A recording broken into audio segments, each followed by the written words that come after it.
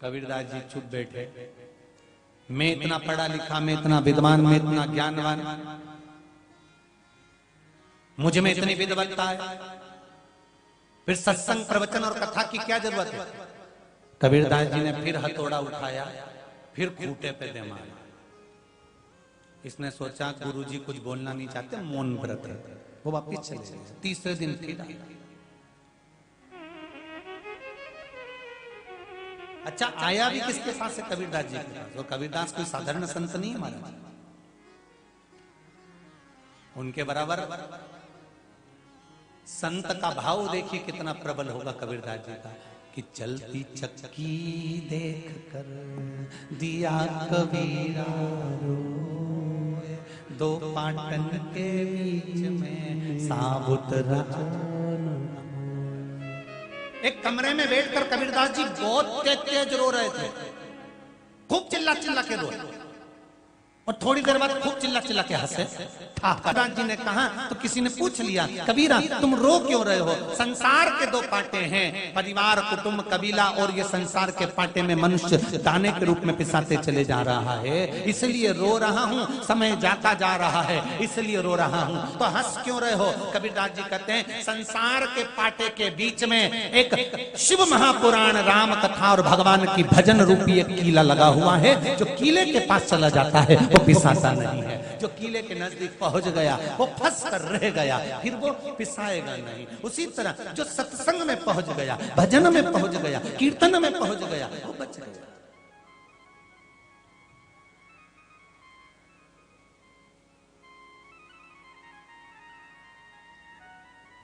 कितनी तारीख को कथा समापन होगी? जम के बोलो। हाँ ठीक है। 9 तारीख को समापन होगी। 10 तारीख को 2 बजे से 5 बजे तक आप क्या क्या करते हो, कितना मोबाइल पे झूठ बोलते हो, कितना किसी को अपशब्द कहते हो, कितना क्रोध आता है, कितना आड़ा टेढ़ा बोलते हो, 2 बजे से 5 बजे तक 7 दिन का हिसाब लगा कर रखना। 7 दिन कथा सुनिए ना, तो 7 दिन का हिसाब लगाना। फिर भगवान को धन्यवाद देना कि कम से कम मैं कथा में जाकर बैठ जाती थी तो मेरा मुंडा तो बंद रहता था, कथा में जाकर बैठ जाती थी तो झूठ तो नहीं बोलती थी, कथा में जाकर बैठ जाती थी तो पाप तो नहीं करती थी, कथा में जाकर बैठ जाती थी तो मूड अपसेट तो नहीं रहता था, कथा में जाकर बैठ जाती थी तो डिप्रेशन में तो नहीं जाती थी, कथा में जाकर बैठ जाती थी तो मैं किसी को आड़ा टेढ़ा तो नहीं बोलती थी, कथा में जाकर बैठ जाती थी तो झूठ प्रपंच तो नहीं करती थी। कम से कम मेरे भोलेनाथ ने नवरात्रि के 7 दिन मेरे 3 घंटा भगवान की भक्ति में लगा दिया, इससे बढ़कर कुछ नहीं। 10 तारीख से 7 दिन का हिसाब लगा कर रखना कि 3 घंटे में तुम कितना मोबाइल पे झूठ बोलते हो, कितना आड़ा टेढ़ा बोलते हो, सब्जी बगारने के समय पर कितना मुंडा सड़ाते हो, रोटी का आटा उसनते समय तुम कितना गुस्सा निकालते हो। वो तो तुम्हारा बस नहीं चले कि आटे की जगह तुम किन कित्तों को मसल दो।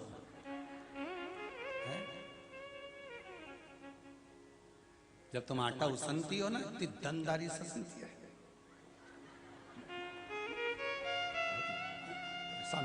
जिंदगी पूरी नरक हो गई इनके चलते, यहाँ लाके पटक दिया, मेरी जिंदगी खराब कर दी, यही खाई जा रही है, हमारे पूरी जिंदगी नाश कर दी, हमारा जीवन बर्बाद कर दिया। देखा और कई रोटी बनी दादा पूरी जिंदगी। अब जो आटा उसना, वो की जो रोटी बनी और जी ने खाई, फिर उन्हें शाम तक क्या लड़ाई, क्या जोरदार। फिर देखिए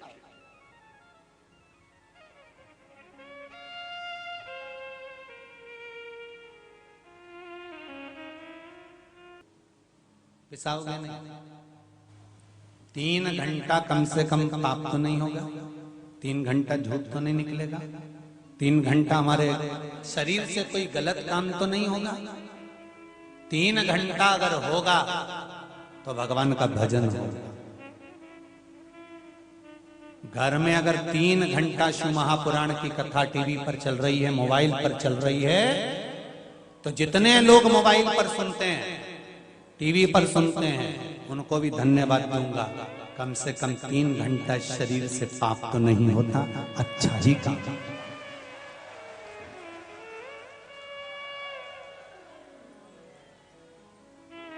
तीन घंटा शरीर से श्रेष्ठ कर्म हो रहा। फिर पूछा, फिर कहा, पढ़े लिखे लड़के ने आकर फिर कहा कबीरदास जी से, गुरुदेव आप बताओ ना, मैं इतना पढ़ा लिखा, मैं इतना विद्वान, मैं इतना ज्ञानवान, तो मुझे सत्संग की, प्रवचन की, कथा की क्या जान। कबीरदास जी ने फिर हथौड़ा उठाया, फिर दे मारा। अब की बात, कबीरदास जी के हथौड़े को पकड़ा पुत्र ने, उस लड़के ने कहा, गुरुजी कुछ तो बोलो, क्यों इस पर हथौड़ा रोज रोज मारते हो। कबीरदास जी ने कहा, हथौड़ा रोज इसलिए मारता हूं क्योंकि खूंटे से गाय बंधती है, बछड़ा बनता है, गाय बछड़ा इस खूंटे को रोज रोज हिला देता है, इसलिए मैं हथौड़ा मारकर इसको वापिस ठोक देता हूं। कबीरदास जी कहते हैं, बेटा कितना भी पढ़ जाओ, चाहे तुम इंजीनियर बन जाओ, चाहे तुम डॉक्टर बन जाओ, चाहे तुम सीए बन जाओ, चाहे तुम कलेक्टर, एसपी, डीएसपी, मंत्री, संतरी, जो तुम्हें बनना है सब कुछ बन जाओ, कितनी भी ऊंची पोस्ट पर पहुंच जाओ, कितने भी विद्वान हो जाओ, शिव महापुराण की कथा कहती है तुम्हारी पढ़ाई की डिग्री केवल यहीं चलेगी, ऊपर तो यही डिग्री चलेगी, वो डिग्री नहीं।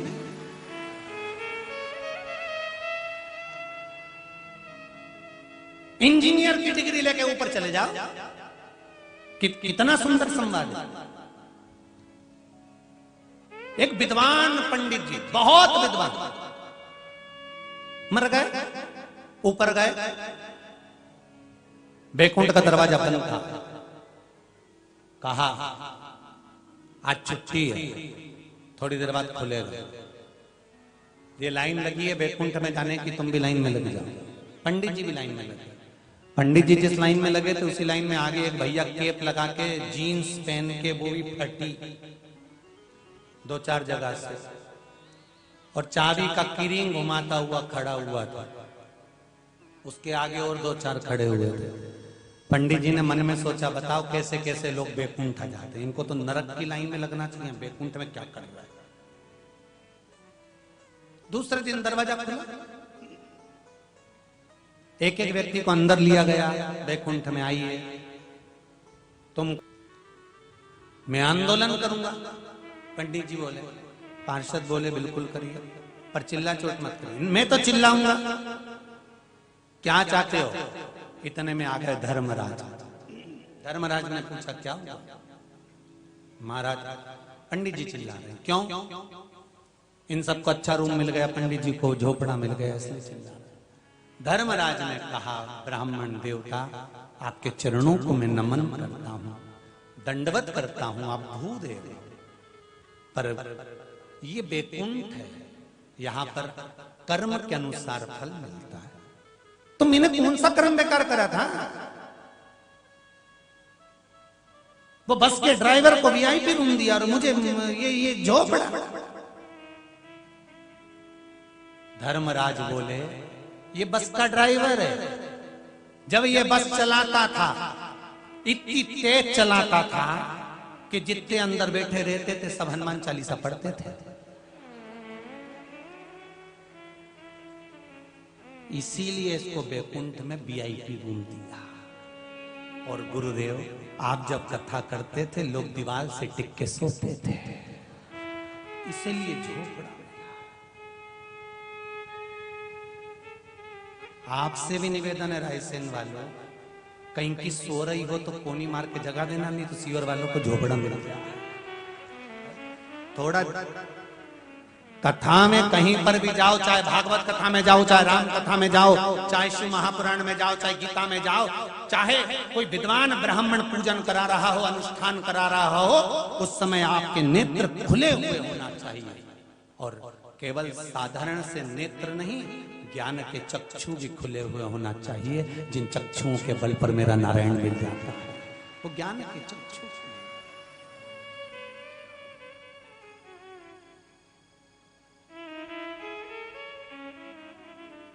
कीला इसलिए हथौड़े को मार रहे हैं। तो वो लड़का पूछ रहा है क्यों? इसलिए मारा जा रहा है क्योंकि ये गाय बैल इससे बंधते हैं, बछड़े बनते हैं, इस खूंटे को ढीला कर देते हैं। मैं हथौड़े से इसको फिर ठोक देता हूँ। उसी तरह तुम कितने भी पढ़ जाओ, कितने भी लिख जाओ, कितने भी विद्वान हो जाओ, चाहे तुम किसी की भी डिग्री लेकर आ जाओ, ये डिग्री तुम्हारी केवल भूलोक पर काम आएगी, मृत्यु लोक पर काम आएगी। वो डिग्री केवल तुम्हारी यही काम आएगी। पर ऊपर जो डिग्री काम आएगी, तो यहाँ कबीरदास जी कहते हैं मैं कीले को बार बार ठोक रहा हूं। उसका कारण है कि संत सत्संग में आने वाले को इसलिए ठोकता है, हृदय में कथा को इसलिए बिठा देता है कि तुम्हारी डिग्री यहां तक की है, बाकी की डिग्री ये वहां काम आने वाली है। सत्संग वहां काम आएगा, भजन वहां काम। कहूंगा जितने लोग टीवी पर सुन रहे हो, मोबाइल पर सुन रहे हो, दिन में सुनते हो चाहे रात में सुनते हो, चाहे रात्रि को ऑफिस से आने के बाद रात को सोते समय भले 5 मिनट सुनते हो, वो 5 मिनट भी तुम्हारा कहीं ना कहीं काम जरूर आ जाएगा और आपके जीवन को सार्थक बना जाएगा। आपका किया गया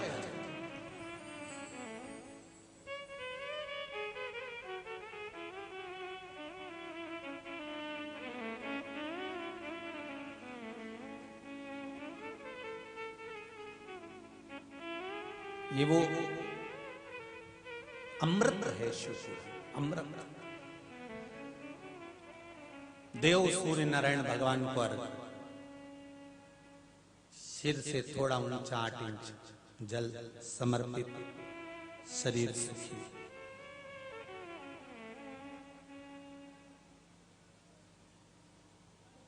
करो जब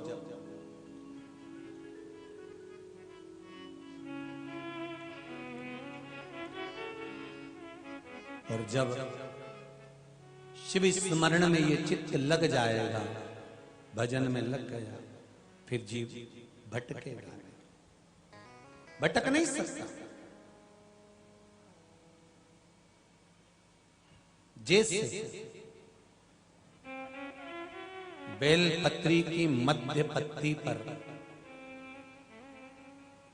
बेलपत्री की बीच की पत्ती पर लगाया हुआ चंदन और पत्ती के 3 पत्तियों का जहां पर मिलन हुआ है, उस जगह पर लगाया हुआ शहद शिव को जब चढ़ाया जाता है तो वो भाग्य की बेकार रेखा को भी बदल देता है। वो साधारण नहीं है।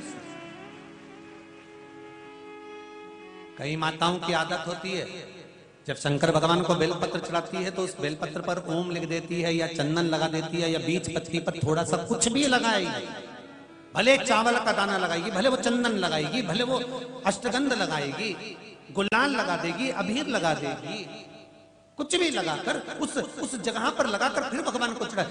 वो व्यक्ति जो भगवान शंकर को बेलपत्र जब समर्पित करता है और बीच की पत्ती पर चंदन लगाकर, मध्यस्थ जोड़ पर शहद लगाकर शिव को जब समर्पित करता है, तो उसका भाग्य कितना भी विपरीत चल रहा हो, उसकी किस्मत की रेखा कितनी भी विरोधी, कितनी भी विपरीत चल रही हो, वो अपने आप सुलट जाती है, अपने आप सुलट जाती है। उसको सुधारने के लिए कोई दूसरा नहीं आता। आप अपनी किस्मत को संवार सकते हो, आप अपनी किस्मत को संवारने में देरी नहीं कर सकते, आप स्वयं संवार सकते।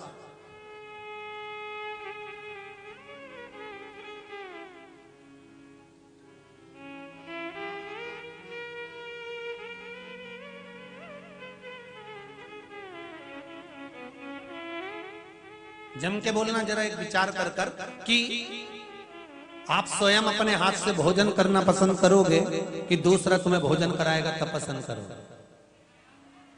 अपने हाथ से करना पसंद करोगे ना?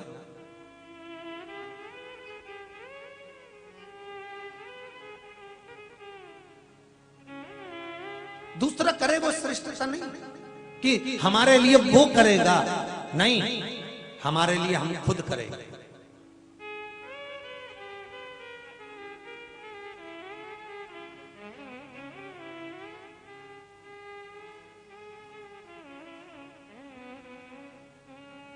अरे भाई, खुद के कपड़े की बटन खुद लगाओ ना, खुद लगाओ।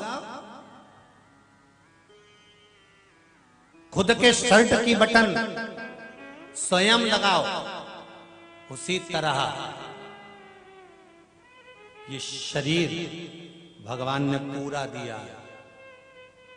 बटन कुर्ते की और शर्ट की दूसरा कब लगाता है? जब तुम्हारे, बोलते जाओ जरा, हाथ नहीं हो, या आप पलंग पर पड़े हो, या शरीर बेकार हो गया, शिथिल हो गया, तब कोई दूसरा आपके कपड़े की बटन लगाए।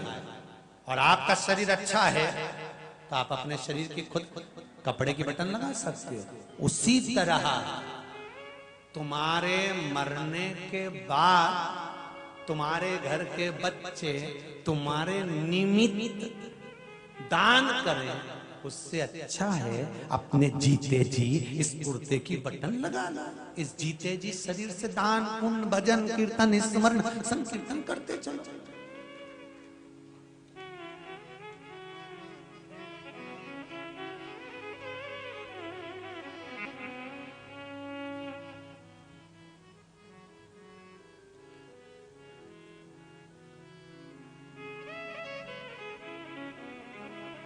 महाराज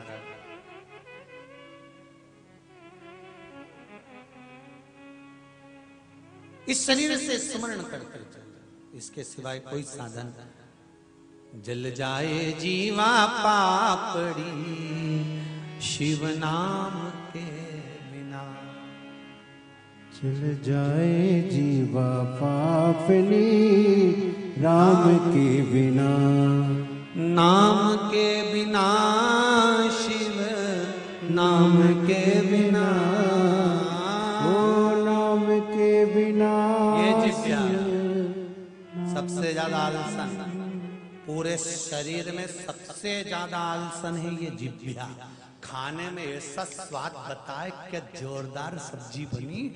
मैं तो अभी गणगौर के उद्यापन में गई थी, उनकी यहाँ क्या सब्जी बनी जोरदार। मैं तो शादी में गई थी, दही बड़ा इतना जोरदार बना, पर वो चाउमीन में थोड़ा सा स्वाद नहीं था। मतलब जिभ्या इतनी आलसन, स्वाद बताने में नंबर 1, और इससे कह दो थोड़ी देर राम राम गा ले, थोड़ी देर राम राम गा ले, चालू तो अच्छे से ही होती है जब बैठती है राम राम।